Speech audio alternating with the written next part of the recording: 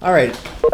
So the objectives for this water lecture are at the beginning of this PowerPoint again, and I'll often forget to do this, but one thing I like to do for Panopto's sake is kind of scroll through the table of contents for that lecture. So it just goes up to there. Okay. All right. So you will get a Sage Arbor slant to many things that I talk about, and one of them is the human body. I think of as kind of an information storage device and an energy storage device. And so if we talk about how we design things to store information and energy, if you get a computer, it's new, you set it up, it can store, a human brain has been kind of predicted to store about 10,000 gigabytes of information, but eventually something happens, you get a virus, you spill, you crack the screen, battery doesn't work, and what do? You go buy a new computer. If you think about people, I will also photobomb my kids various times. A baby is born, they grow up, they gain knowledge like you are in medical school. Bad things happen to you, smoking, viruses, eventually you die. Somewhere along the way, we create another baby. But it's very hard to fix problems in old age because you can't kind of fix cells and DNA that have degenerated that far. So if you look at some of the organisms that seem to live the longest, like a hydra is well known as is it eternal? They're like super simple organisms that have a base of a cell that grows out and then the hydra cell kind of goes off and you can just keep making those new cells. We are amazingly complex with our brains, and so at the time where you have memories stored in the brain, you can't just send new stem cells to kind of replace them. So the long and short of there is it's going to be a hard time to get to living forever unless we kind of get our brains into computers, which I think will happen, but that's another story. Also, this is all going to be related to water in a second. So when our stuff breaks down, right, which are these proteins and nanomachines in our body, those are disease states, and we'll talk about those. Also in here, this realm is this thing called epigenetics you'll hear about from me, and that is where things that we do in life like smoking or exercise turn on and off genes, and if you're pregnant when that happens, that can kind of get passed on a generation or two, and we'll talk about that. So when we talk about storing information, computers do it with 0 and 1s and their energy is electricity. We store information in DNA, RNA, proteins, and chemical modifications, and we store energy. About ATP and glucose and lipids. We also store energy by creating gradients across cell membranes, right? If there's an ion difference, you can let the ions flow, and that's energy. All these things are affected by water, okay? So if you're a sci-fi fan, sometimes sci-fi books will have aliens describe us as like human bags of water because we are largely water, and this is why we look for water everywhere, because every type of life that we know needs water. And so let's talk about how that affects things. So we're going to talk about how does water get in and out of cells. It goes through this thing called aquaporin and what can bind to it. What happens when you're drinking water, and how do you detect dehydration and kind of get a signal that you need to consume more water or have too much and that you have to pee out. All right. So if you look at the human body and what part of it is made up of it, a massive amount is made up of water. So if you look at weight, 60% of us is water by weight. But if you look at the number of molecules, so like by mole, so if you counted every molecule, so like one H2O would count as one and one long fat molecule would count as one, then by molecules, we are over 99% water, which I find amazing. So in this lecture, I'm going to cover 99% of the molecules, and then the rest of medical school will be the other 1%. All right, so here's, you see the little action guy. This is a very actionable thing that I don't think kind of doctors or society talk about enough. I'm going to talk about the quality of water. Because we are 99% water by molecule, we consume a lot of it, right? We need to constantly ingest water. And so when you're consuming large volumes, contamination can be an issue, okay? And so anytime you can scale something up to think about, a lot of times we'll be talking about molecules and small little things, and it'll be hard to grasp. If you can scale things up to some level that you can kind of, a human can grasp, it kind of, at least for me, sticks more in your brain. So sometimes that will be a time dimension, like how long does it take to make a protein or a day, or it will be a volume thing, right? So this is the main thing we consume. All right, so water evaporates from the ocean, goes into clouds, rains down mountains, goes down rivers, and somewhere along the way we get it, we grab it, right? So a lot of the papers, scientific papers you'll read about contamination are point sources, right? So there's mountaintop removal or oil fracking or pesticide use, and there's these kind of populations of farm workers or miners that have been exposed to point sources of contamination that cause problems. And so that's real, that's an issue, that's not most of the population. As that continues, you get to somewhere like Indianapolis and there's a water treatment facility. So in the United States, we have a great water system. If you're not in Flint, Michigan, we can talk about that some other time. But long story short, you end up getting pretty clean water. I would do a poll here, but raise a hands, but we won't do that. If you're, as many of you are, new to Indianapolis, we tend to have hard water, which means there's a lot of minerals in it. So if you are living in a house, if you don't have a water softener, a lot of times your glass will get precipitate on it, right? This white precipitate. A water softener is basically a tub of salt, sodium chloride, that the water passes through and it replaces the minerals with salt. And so the salt doesn't cake on your dishes, so it's easier and nicer. I will note that if you have a water softener, your water ends up being like a third the salt content of a Coke. So the water that you then are drinking has sodium chloride in it, which is not great. We have about 10 times too much sodium in a Western diet that we want compared to like potassium. And so you can get potassium chloride pellets to put in your water softener. They're like 5 times more expensive, so most people don't do that. And in addition, most of the water that goes through your water softener then is used on showers or tubs that you're not consuming, so that's wasted potassium chloride there.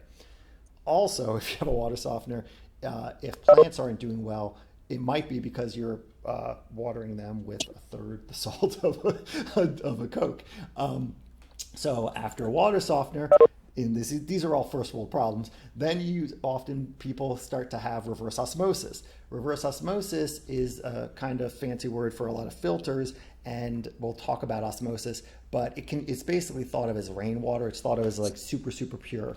And there's carbon filters, but eventually you end up going through one filter that's super fine and nothing can get through that, and you're applying pressure, and the pressure allows water to get through. So it's the opposite of water flowing towards the ions. That's why it's called, which is osmosis. It's called reverse osmosis because you're pushing clean water away from the ions.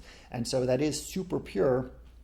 The WHO, World Health Organization, has then shown in the last 15 years that in first world, let me open the chat in case there's anything going on, has shown that in the first world countries, there's an increase in bone demineralization in places where they use a lot of reverse osmosis. And it's not like, this is not a minor thing. This is like a major, over 10% of people in Europe and the US are having bone demineralization because they're drinking reverse osmosis water or something to that effect. So you're drinking, and we'll get into osmosis in a second, you're drinking water without anything in it. And so you're basically leaching out some of your bone. And so in the first world, they have a solution to that. Do I have a picture of that? They have a remineralization. So after the reverse osmosis, you buy filters that add back in minerals that you can consume. So in Casa de Arbor, we have, through the reverse osmosis, we did not buy the remineralizer, which is expensive and you always have to replace. So if I'm giving Teflene Arbor, your anatomist, just a glass of water and she's not doing anything, I will mix half tap water and half RO water. If it's with dinner, I give everyone just RO water because we're eating food and electrolytes, and so then it mixes in. And so the thing over here on the bottom left is trying to show you that osmosis, or the flow of water goes towards ions, and that the water wants to be the same concentration everywhere. So if you have, well, I'll show that in the next slide, but basically it can create pressure. In our body, it creates the flow of water. So we'll see that in the next slide. So let's talk about diffusion, which is different. If I take a red food coloring and drop it in the water, it will disperse equally, right? If I am talking about osmosis, so here I have a red plastic Ziploc bag and red food coloring in water and just normal water on the other side, a Ziploc bag, and then I create a semi-permeable membrane where the red food coloring, which are these big things, cannot get through, but water can get through. Think about what you think would happen when I put this semi-permeable membrane in, and someone type a C to tell me.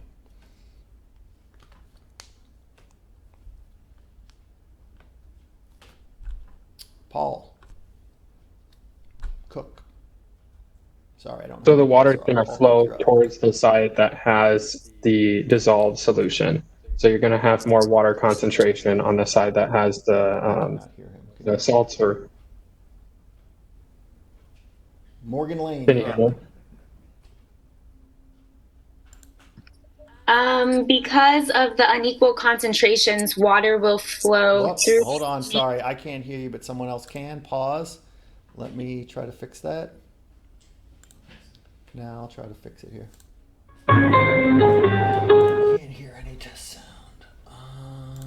That's because there. Okay. Try again. I'll give the first person a chance. Who did I say? Paul, you're up. Yes, I can. That was my fault. Go ahead, Paul. Okay. The water's going to flow towards the side that has the salt. The side that has flow. If you have more salt on one side, it's going to flow towards that side. If you have more food coloring, it's going to flow towards that side. So in this picture, it's going to flow. The water will flow to the left or right? To the left. Okay, and so what would happen to the left and right side? You'd have a slightly increased water concentration, so we kind of try to level out the concentrations. You have a slightly increased water concentration on the left side, and the right side would decrease slightly. Yeah, so the, let's see if I have it here. Whoops. Yeah, so the volume, since I made them bags that could expand, would kind of increase, right? It actually has energy to push, okay? And it would still be pure water here, but the bag would kind of shrink. Very good. Okay, so let's see. It's not playing. Hold on. I want to play this for you guys. Go for it. Okay, so here's an example of water, and whoop. Okay, everyone can see this, right? Yes. And we're going to be changing the concentration that's flowing around these cells. So right now it's isotonic, which means normal. Now it's hypertonic, high salt. So there's high salt flowing around these cells. So look what happens. Here's time going, and you see that they shrink and shrivel because the water is leaving the cells and going to the hypertonic solution, right? Because there's salt out there and it wants to go towards that. Now it's isotonic, meaning normal, same, and so it goes back. The water flows back into the cells, and now it's distilled water. This is that DI water, so there's no salt in the water flowing here. And you see that the cells are swelling. Water's flowing into the cells, okay? And we're keeping DI water flowing, flowing, flowing. 6.5 minutes, boom! The cells will take in enough DI water to just explode. I used to work in a lab where, how do I get rid of this? Where someone just drank DI water all the time, and I told them this, and so then they started going half and half. So it's not, you know, you're not really going to destroy yourself to that level to have an effect, but this is the type of thing that is the problem of just drinking DI water. Okay, so isotonic, iso means equal, and that means that the concentration outside and inside the cell is the same, so it's 1, okay? So there's equal osmotic pressure. That is the pressure from ions on water. Hypertonic, hyper is over, and the key here is that you have to know it's outside of the cell concentration on top compared to inside under. So hypertonic is the concentration is higher outside, and hypotonic is the concentration is higher inside the cell. So the ratio is less than 1, okay? And so the take home here is when we're talking about osmosis, water flows in both directions, but the water tends to flow more towards the analyte concentration, right? It's not like the water can think and doesn't flow the other way. It's just that energetically they end up moving that way more overall, okay? There is no ATP or energy required for this to happen. This is so ubiquitous, right? Trillions, that's not even a big enough number, 10 to the X numbers of molecules that we could not do this if we were using energy to pump the water. So water is just flowing to where the ions are. We do sometimes often pump ions to make the water flow where we want, but you're not using an ATP to pump water. All right. So when we talk about osmoles, that is an integer number of moles, so the molecules of ions, that something can dissociate into. So if you're talking about salt, right? Salt is sodium chloride. It can dissociate into sodium and chloride. So it has 2 in water. It splits apart into 2. So I'll show you stuff in a second, but these words in reality won't make a difference for you, but just so you know the difference, osmolarity is osmoles per liter of solution, and osmolality is osmoles per kilogram of solution. The only time they would really differ is like in huge temperature changes if the volume was changing. So in real world, you'll just probably hear osmolarity. So in this example, whoops, dang it. Okay, in this example, where would water flow? Wow, okay, I showed it to you. All right, the question was, where would water flow more? Into this cell that has 10 millimole sodium chloride, more than extracellular concentration, or into this one that has 10 millimole calcium chloride compared to extracellular solution, okay? And the answer is that it flows more into this one, because when you put sodium chloride, when you're measuring this and it's 10 millimole more sodium chloride, in water, the sodium and the chloride split up, and so there's kind of 20 millimole more than extracellular, because the energetics care about number of molecules, and it's split up in water. Whereas calcium chloride splits up into 3, calcium chloride and chloride, so it would be like 30 millimoles of pressure more than the outside. And the water is flowing to make the ion concentration similar. So on the outside, there weren't as many millimoles of things. That can be calcium chloride, it can be protein, it can be anything. And so the water would flow into this one more. I put this here with molecular mass just as a red herring. This doesn't matter. The mass of things don't matter. It's the integer number of things that control the pressure of where basically water wants to have the same concentration everywhere. And this gets into like entropy and fancy stuff you don't need to know, but basically it requires energy to have order. And when you have a concentration difference, that is an order, right? Things want to equilibrate. Is everyone good with that? Type a Q if you are not. And up here, I'm giving an example of you have a sodium chloride going to sodium chloride, and it's 2 osmoles that it breaks into, and calcium chloride breaks into 3 osmoles. Whoa, dang it. Okay, well, I gave this one a get. Well, but that was from before. That's fine, right? I forgot I remember repeating them. Okay, so, and I'm sorry, I don't know why this text shrinks down, but a severely dehydrated 9-year-old comes into the emergency department. Which of the below saline solutions, if first administered, would most quickly get water absorbed by the child? And I'll read them to you. The first one is 120 millimoles per liter, magnesium chloride 2, and then I have weight volumes, 150 millimole sodium chloride, 450 sodium chloride, 450 potassium chloride, and 75 millimole sodium chloride plus 280 millimole glucose. So go ahead and answer that. I'll give you a minute to think about it. Oh, I will unlock it as well. That should help.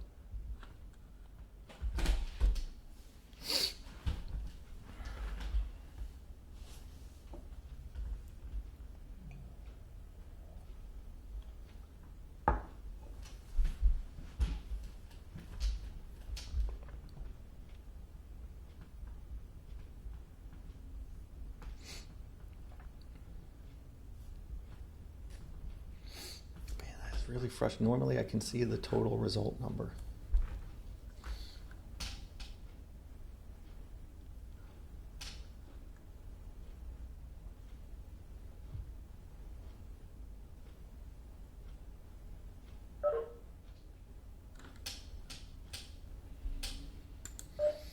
I just muted myself. I think that might be because I'm not, I wonder if it's because I'm not having Panopto. That shouldn't work through. I don't know why that is. Okay. All right, let's see if you guys answered it. Actually, before I do that, type time if anyone wants more time.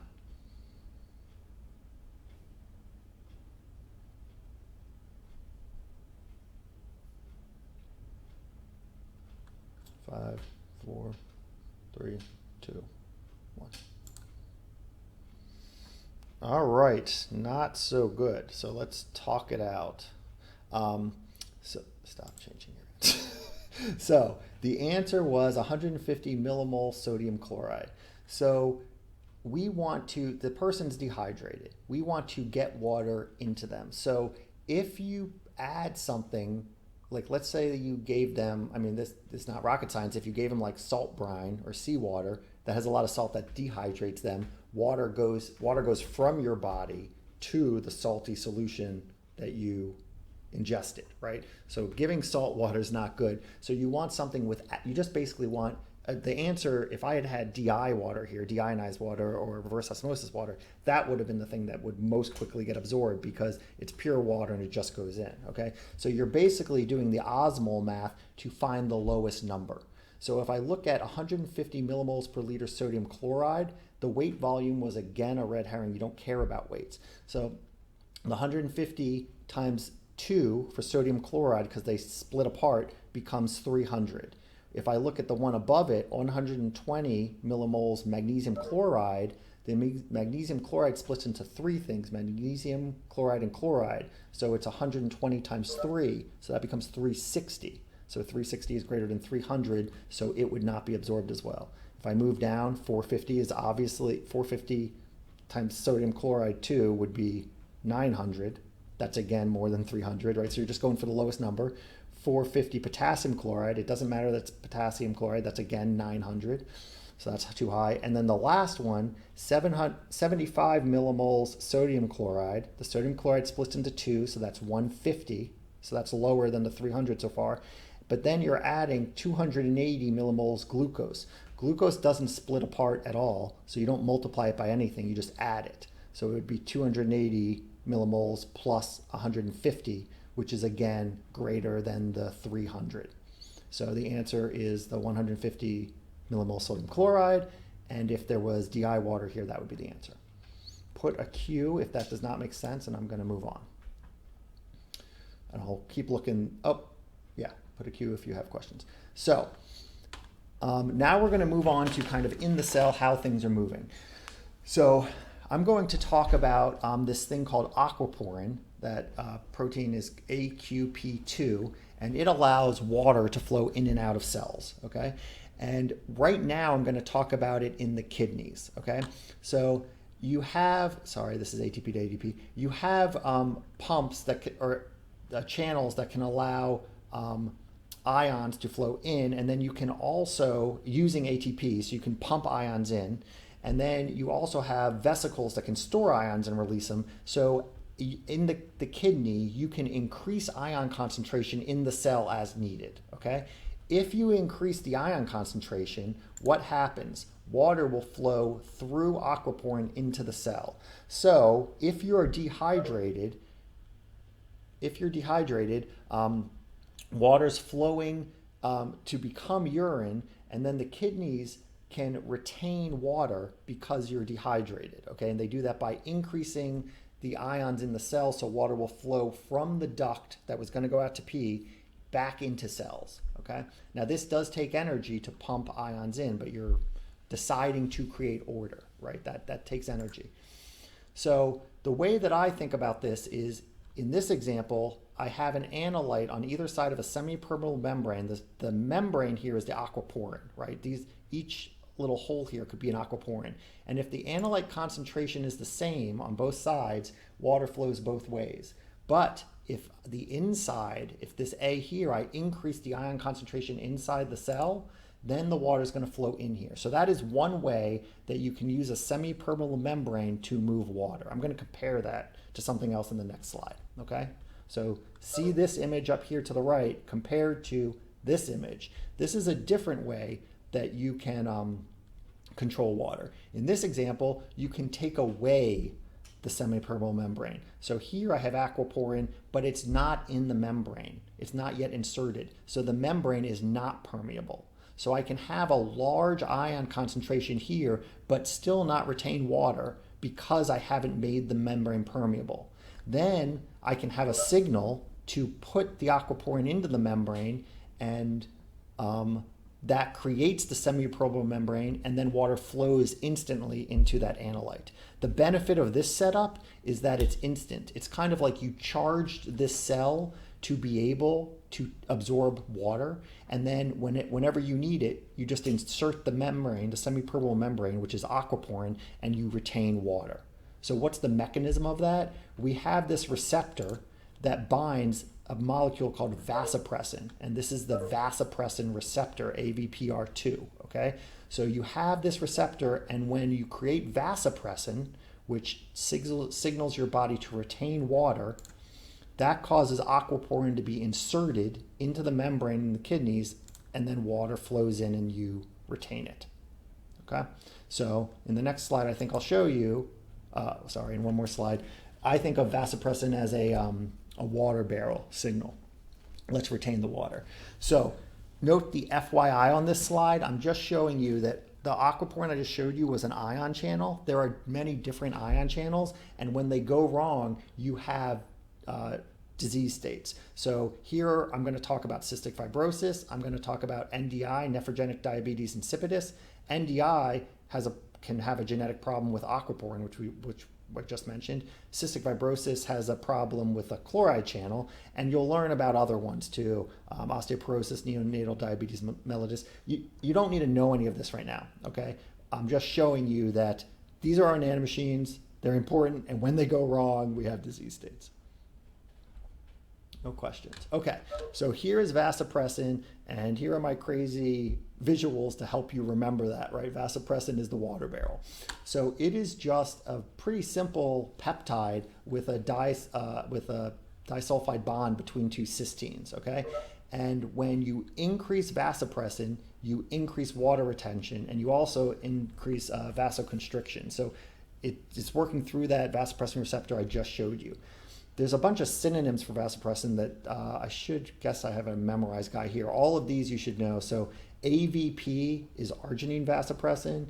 ADH is antidiuretic hormone. Those are the same. Argipressin. And then there's a synthetic version called desmopressin. So you will administer desmopressin. It's not the same, exactly the same. It binds the same. Okay, so it does the same thing. Okay.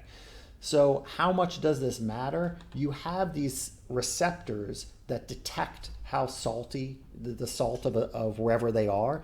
And so they're these osmoreceptor cells. And if you change the salt concentration by 2%, if you decrease it 2%, that's enough to trigger a decrease in vasopressin, okay? So it's pretty finely tuned. Okay. And that's made up in the hypothalamus. FYI, you're going to learn that later. But okay.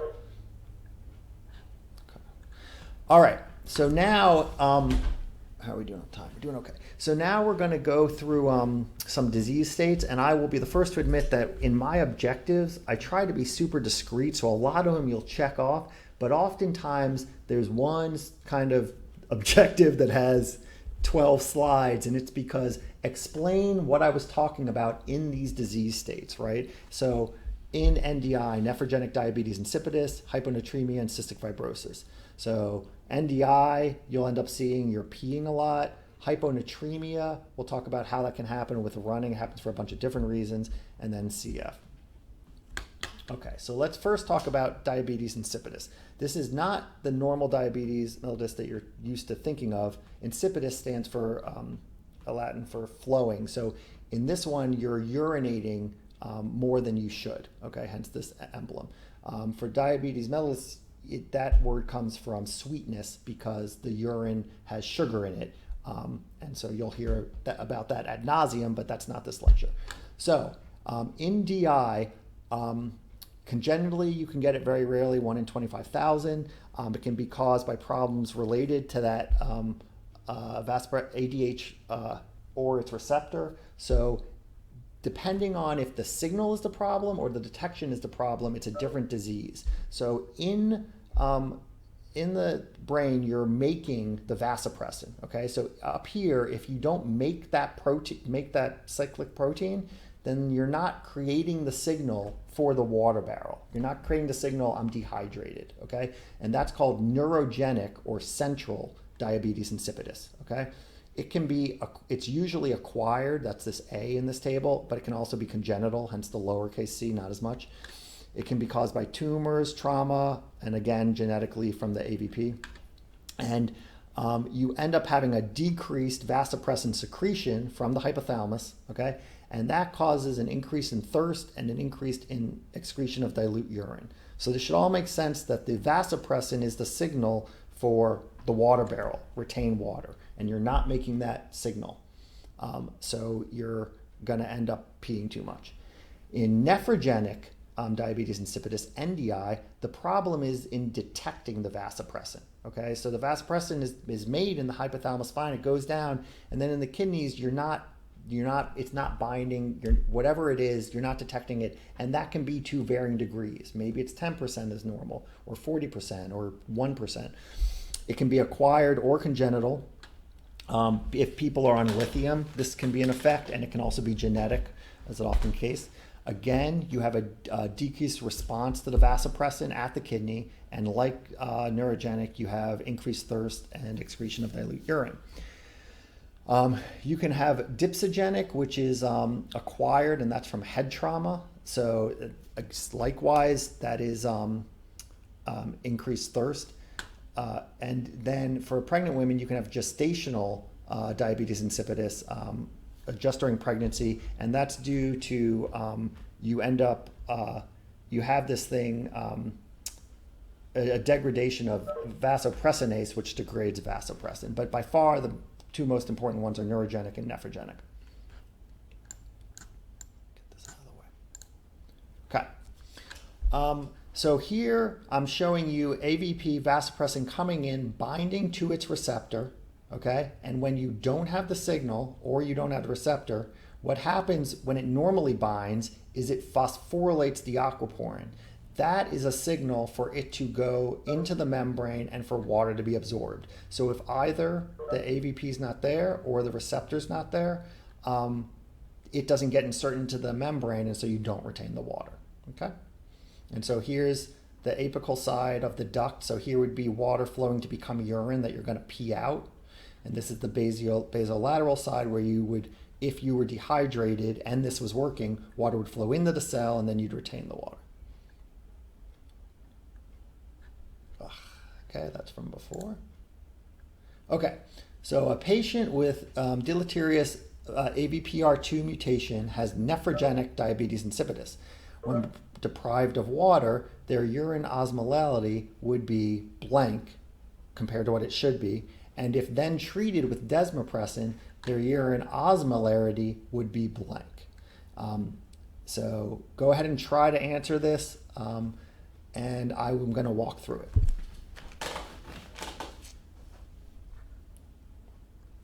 I'll give you 40 seconds.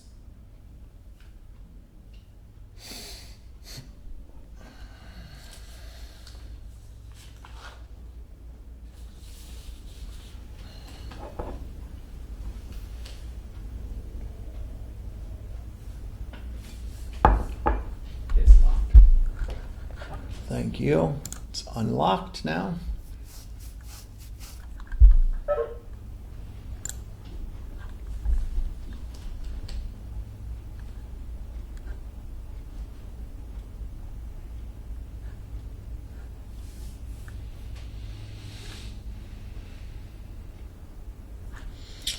Okay, 10 seconds.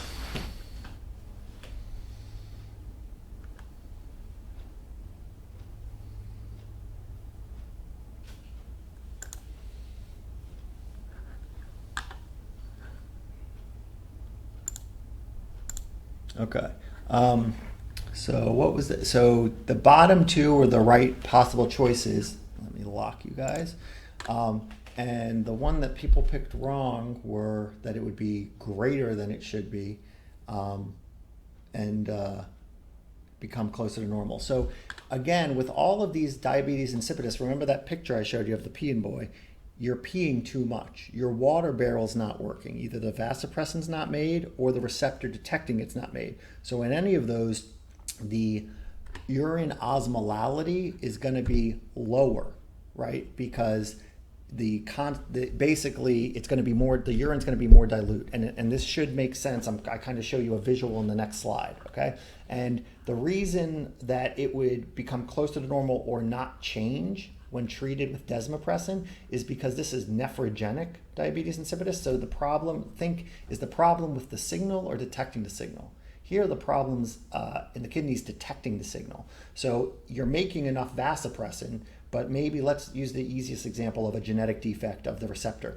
In that example, the vasopressin's coming down but not binding, and because the protein maybe isn't inserted enough or it has a conformational change, and so desmopressin likely will have that same problem. Okay, so it's hard. So you might be able to increase the concentration with desmopressin to have somewhat of an effect, or it might have no effect, but it wouldn't be. Whereas in if the problem was neurologically with and we'll talk about this again, I'm going to go over it again. If you're not creating the vasopressin, then desmopressin works very well because you're fixing the error in the signal. I don't see any questions, so here I'm going to go. All right, so this is one of my favorite tables because I made it color-coded according to the color of your urine, okay? So it's darker if your urine's going to be darker and lighter if it's going to be clearer. So here on the left, on the top row, I'm looking at what's happening. The first thing that I'm going to do is deprive you of water, and then I'm going to say what happens after administering desmopressin, okay? So let's look at a normal person, and what we're talking about here is the urine osmolarity, okay? So the urine color, basically. And so normally, if I deprive you of water, your urine is going to be a little colored, right? Because you're dehydrated and your body wants to retain some of the water, right? So it gets a little darker. So the urine would be greater than the plasma. After desmopressin, it gets even darker because you're hammering the signal, right? It's like adding more vasopressin, so your kidneys get more signal that you're even more dehydrated, so it gets darker. It might be maxed out, so who knows if it increases, but basically it would make it a little darker. If you have central DI, the problem there is with the signal, right? Like center of your processing brain, right? So you're not making the vasopressin. So when you're deprived of water, your urine, remember you're peeing too much. It's not as dark as it should be because you're not getting the signal for the water barrel. So you're peeing too much. It's not white because you might have some vasopressin created. When you then administer desmopressin, that largely fixes it, or it can, because you're fixing the signal, right? So then it gets darker. In NDI, your problems with detecting the signal. So there, when you're deprived of water, your urine again is too dilute, right? So it's not dark enough. And then when you apply desmopressin, it might help because it can bind the receptor a little, depending on how bad that issue is, but it wouldn't help as much as with central DI, because in NDI, the issue is with detecting the signal, not the signal, right? And then as a differential, when you're dehydrated, what is the concentration of vasopressin when you're dehydrated compared to normal? When it's central DI, the concentration of vasopressin is low compared to normal, because that is by definition the problem. You're not making the vasopressin the way you should.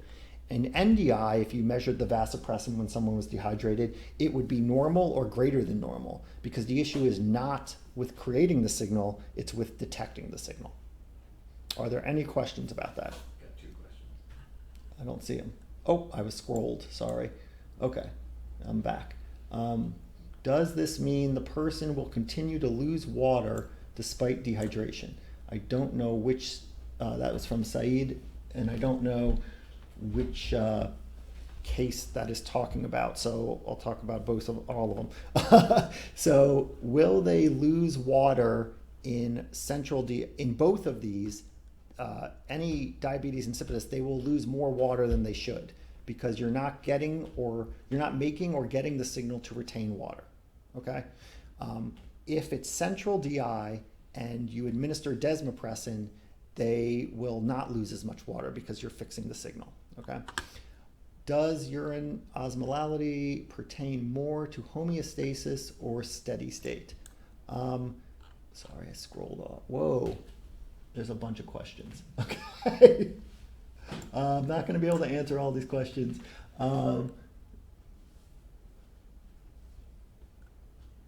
That cue was from the poll. Will a stone mechanism take over? We'll talk about, we'll just hold off on these because I'm going to talk about pressure in a second, and that's a little beyond this, so I'll kind of give you an example that you're going to learn about later. Okay. And I think we're kind of running long. Okay. So let's talk about a different disease. We're going to come back to pressure later, where we're not talking about something genetic necessarily.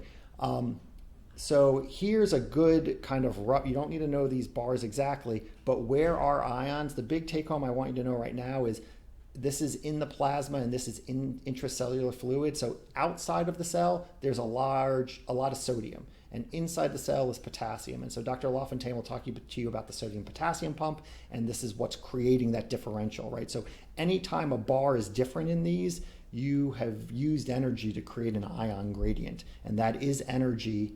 That's inherent potential energy, okay? So we're gonna talk about hyponatremia. Hypo means low, and natremia, Na is sodium. So this is less than normal sodium. So your concentration of sodium in the serum is less than normal, okay? And I'll use a marathon runner as an example. There's 3 types, let me scroll down. Okay, there's 3 types of hyponatremia: hypervolemic, euvolemic, and hypovolemic, okay? And so hyper is high, euvo is kind of equal, and hypo is low. And here's kind of examples of what could be going on in those. In hypervolemic, both sodium, so for all of these, your sodium concentration is down, right? In hypervolemic, you increased water and sodium in the body, but the water gain was greater. So imagine sitting on a couch and drinking very dilute Gatorade, okay? So you're not losing any salt, you're gaining a little bit of sodium, but you're gaining a lot more water. So you're decreasing your sodium concentration overall, okay? Euvolemic is the total body water increases and the sodium concentration stays the same. So here you're sitting on the couch and just drinking water, again, your sodium concentration would go down. And hypovolemic is where water and sodium are both down from the body, but the sodium loss is greater. So here, think about you're running and you're sweating, right? If you do a long run and you can get salt caked on your head or something. If you're drinking water, you're replacing some of that water, but you've lost sodium. And so again, your sodium concentration is down. Okay. This table, like half the students get stuff out of this table and half the students don't. You don't need to know this in a tabular format. If you're confused about this, I'd suggest you go to the notes. But I'm going to walk through kind of the definitions and what happens for these 3, okay? So again, all of these are hyponatremia in brown, right? And so they're all hyponatremia because the extracellular sodium concentration is down, right? They're down in all of them. In a normal person, in the bottom row, you have normal loss of sodium. So my example is a salty head from running, but you're replacing water from with drinking, okay? So your total water doesn't change. The triangle means change, no change. Your total body sodium goes down. Your extracellular fluid goes down, and your sodium concentration goes down, okay? The underlined arrow means even more. So here's the difference in hyper-U and hypovolemic. In hypovolemic, you're really hammering down the sodium compared to water. They're both going down, but sodium's more. In euvolemic, the water's going up and there's no change in sodium. And in hypervolemic, they're both going up, but the water's going up more, okay? So take home here is there's sodium's down in all of them. Now let's look what happens to vasopressin. Is there swelling in the treatment?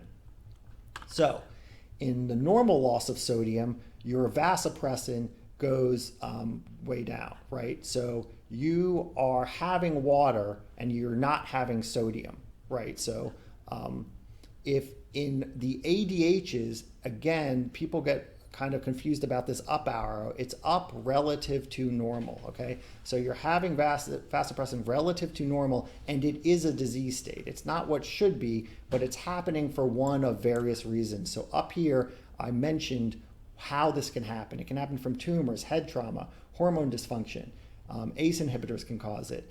And you can have a treatment of aquaretics, which are AVP, vasopressin receptor antagonists, okay? So the most dangerous one is probably hypervolemic, because there you're increasing a lot of volume, and so you can have swelling, right? So in a worst case scenario, you could have swelling of the brain. And in all of these, you can just restrict fluids, okay, and have diuretics.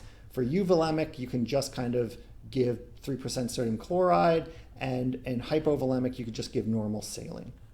So, this table's a little more detailed than you need. If you want it in paragraph form talking about it, I'd say go to the notes. Okay, so if we're talking about CDI versus NDI, and now that we've kind of covered all that, I'll bring in aldosterone, which was one of the questions, okay? In CDI, remember the difference is the issue is in making the signal, and in NDI it's detecting the signal. So CDI works well to treat with desmopressin, okay? And both of them you can treat with a low salt and a low protein diet, and NSAIDs actually kind of can work. These are non-steroidal anti-inflammatory drugs, but they work because they also have this diuretic effect. Now, I was going to draw this out, but my artistic skills are not good with this annotate function. So I'm going to show you a slide that has much more information than you need. So if at this level, all you really need to know from me is that for vasopressin, ADH, that's controlling sodium concentration, okay? Aldosterone can control pressure, and pressure trumps sodium concentration. Pressure is more important because you don't want to lose blood flow to the brain, okay? And so if your body ever has conflicting issues, the pressure will override it. And so that could be why maybe your ion concentrations aren't as good as you think they should be. So this top part is the take home that I want you to get. Ready? So let's talk about vasopressin. Vasopressin changes osmolarity. This whole blue box you should get now. As you increase vasopressin, that increases your retention of water, and that can decrease the sodium concentration, right? Decrease osmolarity. But because you're retaining water, that's more stuff, more volume, so that can increase pressure. So vasopressin affects pressure and sodium concentration. Aldosterone changes pressure. So here's the pathway: renin to angiotensin 1 to 2 to aldosterone, increasing the retention of sodium, increasing retaining water, and increasing pressure and volume, okay? The interventions, the two interventions that I want you to know is that an ACE inhibitor blocks this step of increasing aldosterone, okay? So it prevents that increase in pressure. And NSAIDs, which I mentioned, they actually block prostaglandins, which block vasopressin. So they block a blocker. So it's like activating vasopressin, okay? All right, and then I blocked this out because I didn't want you to be confused, but if you're like one of these students that's above 80% and you want to get ahead, there's a great, I think I have a link here. There's somewhere, maybe off the slide, maybe that FYI, there's a Khan Academy video that goes over this in like 6 minutes and kind of gives you a high level overview that explains this table of how aldosterone and vasopressin affect volume and pressure. So you don't have to know that whole red box. I'd probably punt on it now if I were you. All right. Let's keep going because we're running a little behind. So now we're going to go through cystic fibrosis, and this is purposefully going to be, you're going to get a whole cystic fibrosis lecture from me. And so I'm purposefully repeating it here because it gets into a lot of the water stuff and it's super board testable. Okay, so you have this channel protein called CFTR, cystic fibrosis transduction regulator, and basically it allows chlorides to go through it, okay? It has these things called NBDs, nucleobinding domains, and so it can bind ATPs. Normally, when you see an NBD domain, that might be somewhere where a protein uses an ATP to do some work. This is not the case for CFTR. It binds ATPs, and those ATP are used to phosphorylate the regulatory domain. So the point of that is when these ATP bind and activate it, trillions of chloride ions can flow through. Just like water and aquaporin, we can't spend an energy for each chloride. So activating it is not energy intensive. Okay, so if you have, and this will get confusing to students, CFTR moves chloride, or it doesn't actually move, it just allows chloride to always flow through down its ion concentration, and that happens differently in different tissues based on the concentration there, right? So like sweat ducts happen differently than the lung. So here I'm going to talk about the lung epithelium. Here's intracellular versus extracellular. And I'm telling you that in cystic fibrosis patients, this protein is non-functional or semi-non-functional, depending on the genetics. And so the chloride does not flow well. The effect in the lung epithelium is that the concentration of chloride inside the cell goes up compared to normal, relative, okay? So normally chloride would be flowing out of here, but it doesn't. So what happens when chloride flows here? If we had more time, I'd get a comment here, but I'll just tell you, you wouldn't know this necessarily, but also you end up getting sodium increased. So there's a buildup of negative charge here, so sodium can flow through to counteract. Because of that charge, there's a energetic pull of sodium.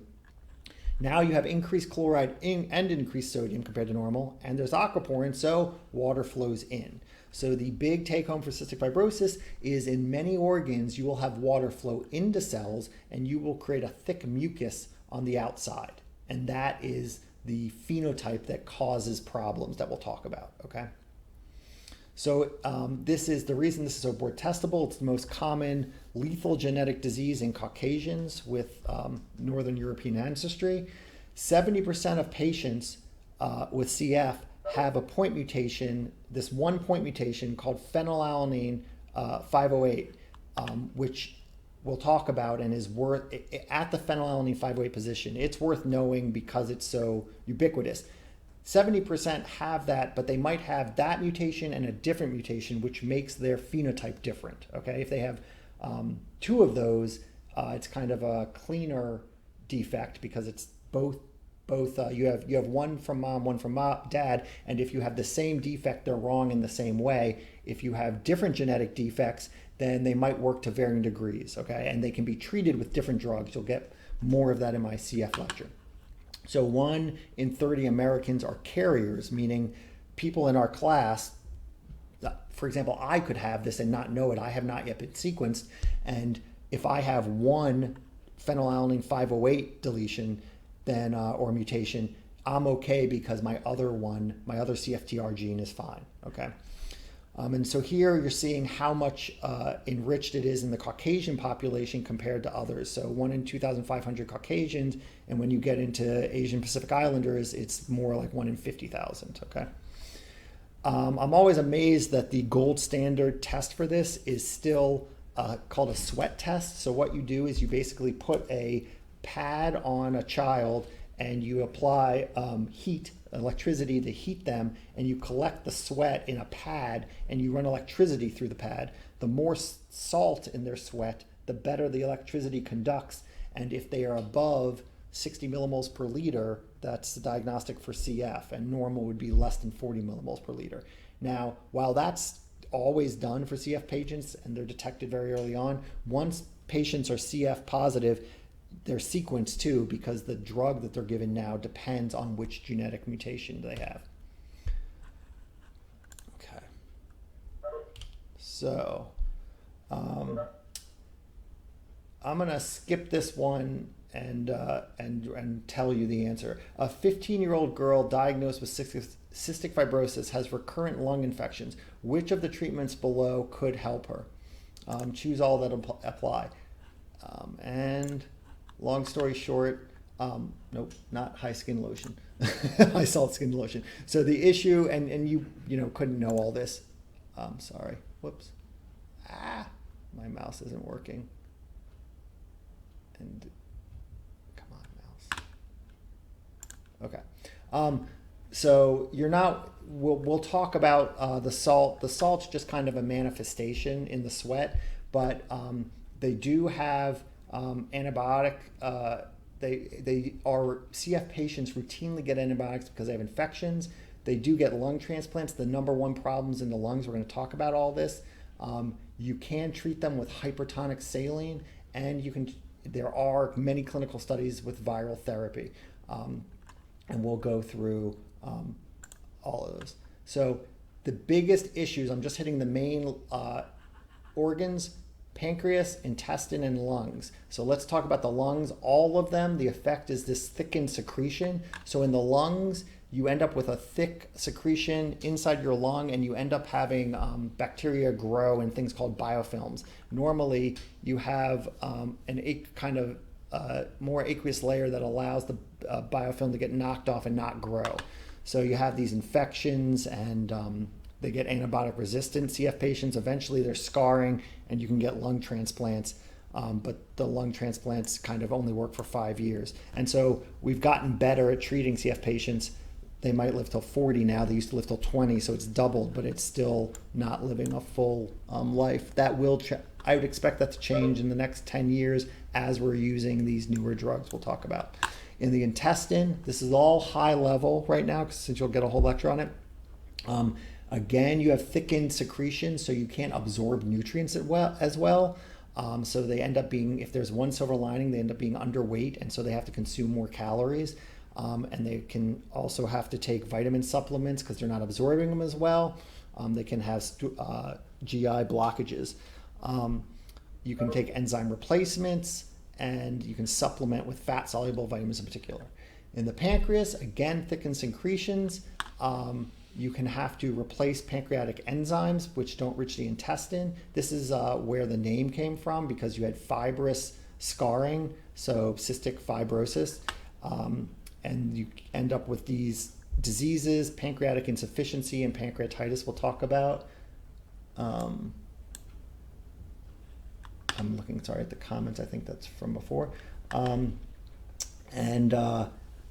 These are all pretty ubiquitous for CF patients. The treatment for the pancreas is you can have insulin and enzyme replacement. Okay. Whoops. Okay. So, very high level, as we talk about water, when you are absorbing glucose, you can do that through these multiple glutes. And I'm just breaking them down now into sodium independent ones, GLUT 1 through 14, and then sodium dependent SGL2, okay? And so here you see SGL1, and glucose comes in with sodium, okay? And so that's I'm going to use this in the next slide to talk about something, okay? You don't have to worry about GLUT5. That does fructose. You'll hear about that all later. That's a FYI time thing.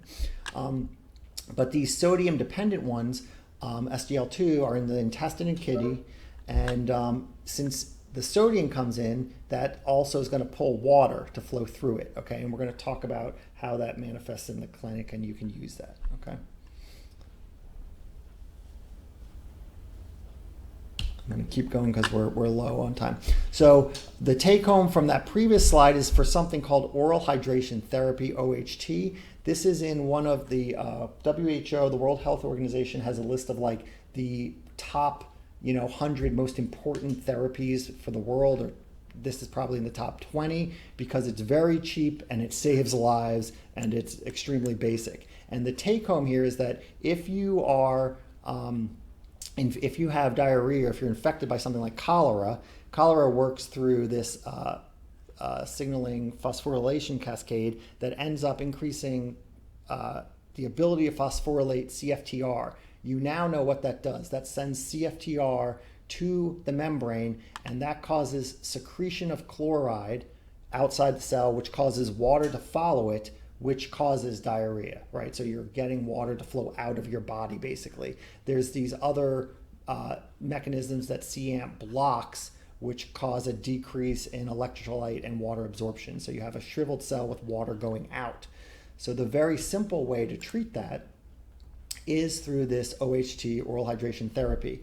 And it works from those mechanisms that I just told you, the sodium hydrogen exchangers and the sodium coupled transport. So the take home here, don't get caught in the weeds here, is a very high level that if someone has cholera and they're dehydrated, if you give them glucose with sodium at equal molar concentration, that is very effective at rehydrating them, because you're bringing sodium in, you're bringing water in, and you're basically retaining the water, okay, through that pump that I just talked about. And so here's the little, I won't have you do the math, but here's kind of the cookbook recipe for how to make it: 6 teaspoons of sugar and half a teaspoon of salt and a liter of water. And then I kind of ran through the math to show you how that works. And then as a fun thing, but we're out of time, so I'm just going to tell you, I said, is Gatorade oral hydration therapy? And here's the little label. And as you probably wouldn't be surprised, they added more sugar than they needed. So it's not, Gatorade was made by Florida University, the Gators, and is pitched as, this scientific, all these sports are, perfect to get your electrolytes or whatever, but it is not, the oral hydration therapy is better than Gatorade if someone has cholera and is dehydrated. Okay. Okay, let me clear this real quick and go ahead and say how the lecture was, and then we'll meet back here at 10:25.